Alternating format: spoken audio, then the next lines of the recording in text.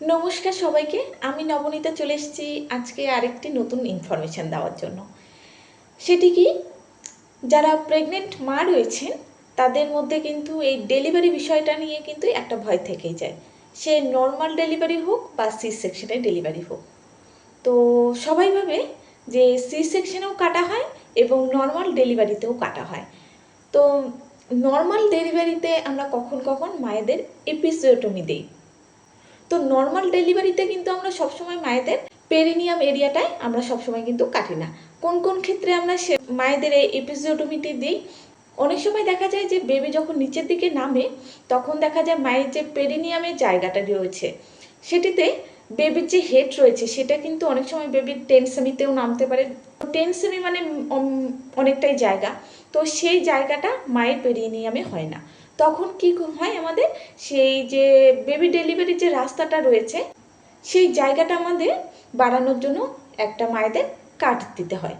একেই বলা হয় এপিসিওটমিস। তো আমরা কিন্তু সবসময় এই ইপিটা দিই না। যেসব মা সেকেন্ড গ্রাভিডা মানে দ্বিতীয়বার বাচ্চা হচ্ছে বা তৃতীয়বার বাচ্চা হচ্ছে তাদের ক্ষেত্রে রাস্তাটা কিন্তু অনেকটাই বড় থাকে। তো সেসব মায়েদের ক্ষেত্রে আর কাটার কোনো প্রয়োজন পড়ে না। যারা প্রথমবার মা হচ্ছেন তাদের কিন্তু জায়গাটা অনেক সময় কম থেকে যায় বা যতটুকু আমাদের জায়গার দরকার ততটুকু কিন্তু হয় না। বেবির যে হেডটাই আউট হবে সেটি কিন্তু মায়ের পেরিনিয়ামে সেই জায়গাটা থাকে না। তখন সেক্ষেত্রেই আমরা কিন্তু প্রাইমারি মাদারদের সেই জায়গায় কাট দিই। আর বেশিরভাগ ক্ষেত্রে প্রাইমারি মাদারদেরই কাট দেওয়া হয়।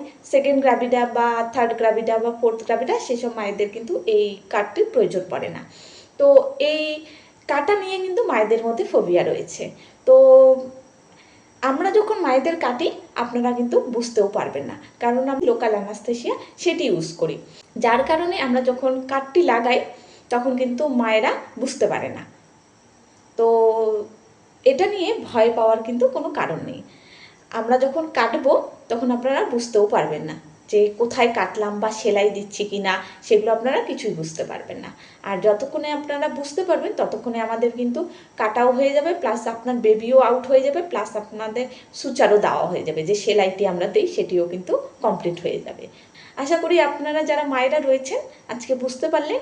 তো আমার এই ছোটো ছোটো ইনফরমেশানগুলো আপনাদের কেমন লাগছে আমাকে কিন্তু কমেন্ট করে জানাতে ভুলবেন না। আর আপনারা কোন কোন বিষয়ে আমার কাছে জানতে চান সেটিও কিন্তু কমেন্টে জানাতে ভুলবেন না। তাহলে আজকে আসি।